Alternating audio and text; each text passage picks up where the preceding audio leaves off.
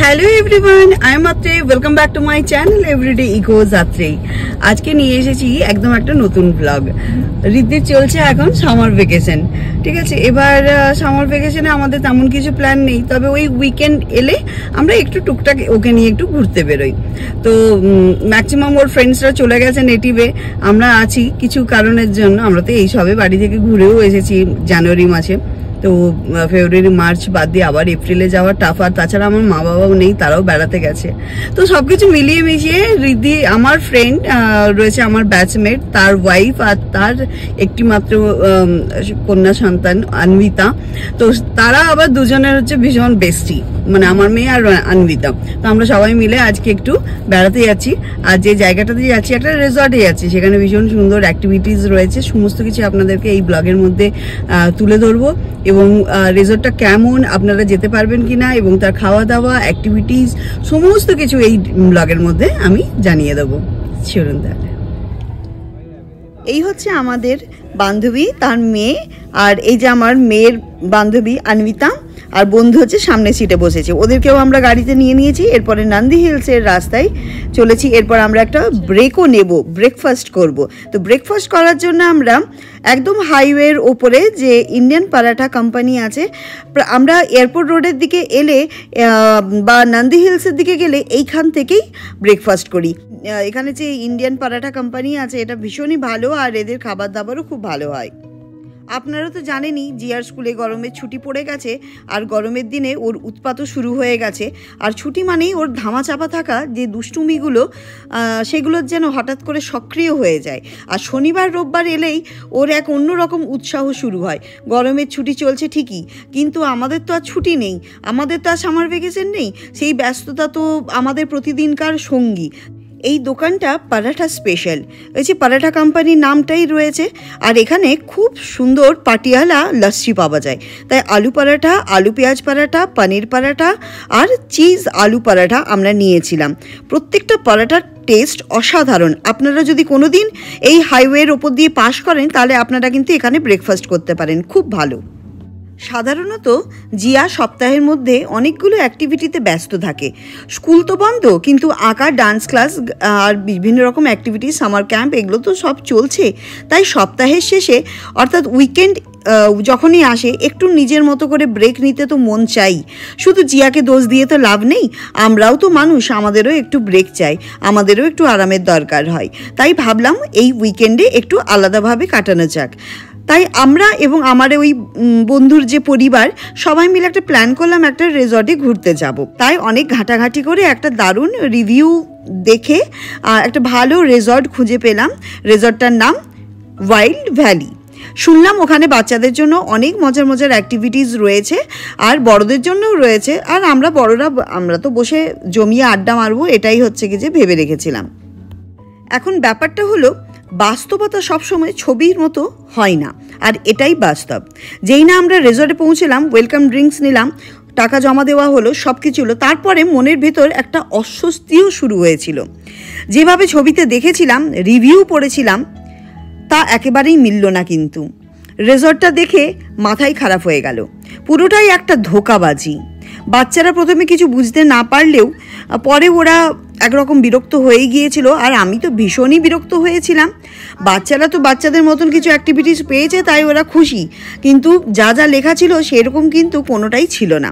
তাও কিছুক্ষণ পরে ওরা নিজের মতো করে একটু এদিক ওদিক ঘোরাঘুরি করলো, কিন্তু আমাদের মনের খচখচানি কিন্তু কমলো না। আমি তো ভীষণই বিরক্ত হয়েছিলাম, অপেক্ষা করছিলাম কখন আবার খাবারটা দেবে, খেয়ে দিয়ে বেরিয়ে পড়বো। আর এখানে দেখেছেন, দুটো জর্বিং বলে মারামারি করতে গিয়ে একটা ছেলে পড়ে গেল, পড়ে গিয়ে ঘাটটা মটকে গেল। এই সমস্ত অ্যাক্টিভিটিস রেখেছে। আর আরেক পাশে, মানে এই দিকটাতে আর্চারি ছিল। আর্চারিটা দেখলে আপনি হাসবেন, মানে কোনো রকমে একটা জাস্ট সেট আপ করতে হয়, লোককে ধোকা দিতে হয়। তাই একটা ধোকা দেওয়ার জন্য একটা বাথরুমের সাইডে রেখে দিয়েছে আর্চারি। এইভাবে টাকা লুট করছে এরা। এদের এখানে ইনডোর গেমসেরও ব্যবস্থা ছিল, কিন্তু জায়গাটা ছিল ভীষণভাবে আনহাইজিনিক। ইনডোর গেমসের ব্যবস্থা থাকলেও জায়গাটা অপরিষ্কার থাকার জন্য একদম বাজে লাগছিল। স্টাফরা মনোযোগী ছিল না, রক্ষণাবেক্ষণের মানে খুব খারাপ, অথচ পরিবেশটা প্রকৃতপক্ষে সুন্দর। নন্দী হিলসের পাদদেশে চারিপাশে প্রাকৃতিক দৃশ্য সত্যি মনোমুগ্ধকর। সেদিন আবহাওয়াও ছিল খুব সুন্দর, হালকা বৃষ্টি পড়েছিল, দৃশ্যটা আরও সুন্দর করে তুলেছিল।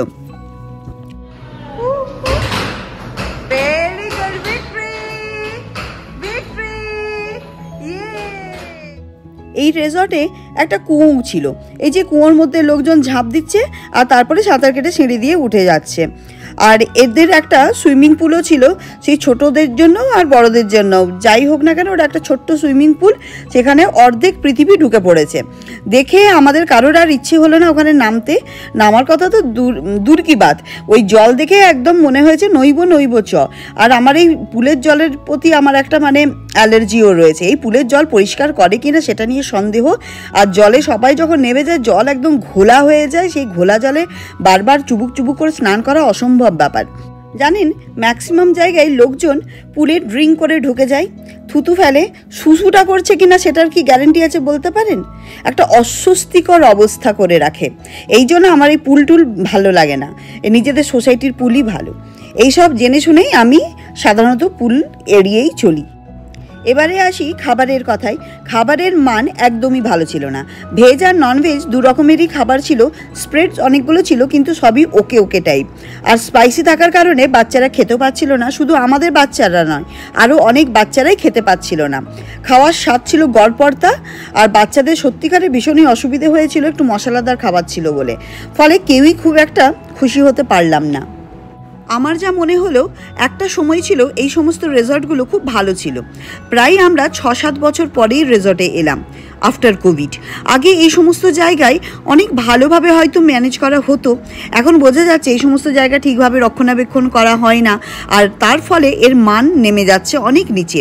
ব্যবসা চালাতে গিয়ে শুধু নাম কামানো আর দামে কম রাখা, এই চেষ্টাই হয়তো কিছুটা লাভ হচ্ছে, কিন্তু দীর্ঘমেয়াদে এই জায়গাগুলো টিকবে না। এরা আরেকটা ধাপ্পাবাজি ব্যবস্থা বা কৌশল করেছিল, সেটা সবার সাথে কথা বলে জানতে পারলাম। অনলাইনে অর্ধেক টাকা অগ্রিম নিয়ে নিচ্ছে আর বাকি টাকাটা ওখানে গিয়ে দিতে হচ্ছে।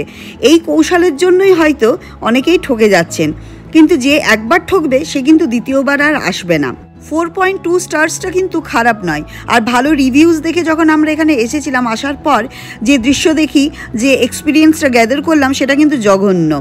আর রিভিউজ এইভাবেই দেওয়া উচিত যেখানে মানুষজন বাচ্চা কাচ্চাদেরকে নিয়ে আসবার পর যাতে ওরা হ্যাপিলি বাড়ি ফিরে যেতে পারে, এরকমভাবে ডিসঅ্যাপয়েন্ট না হয়।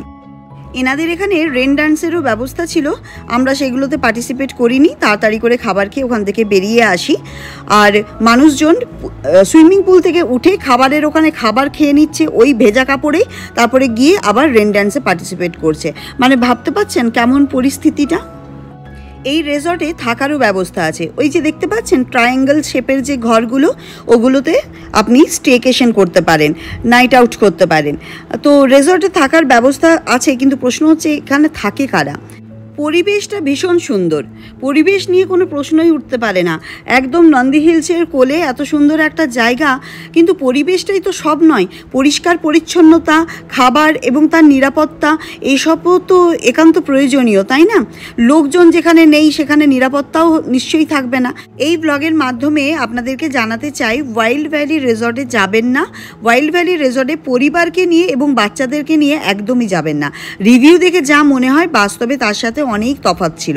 গিয়ে শুধু সময় আর টাকাটাই নষ্ট হবে।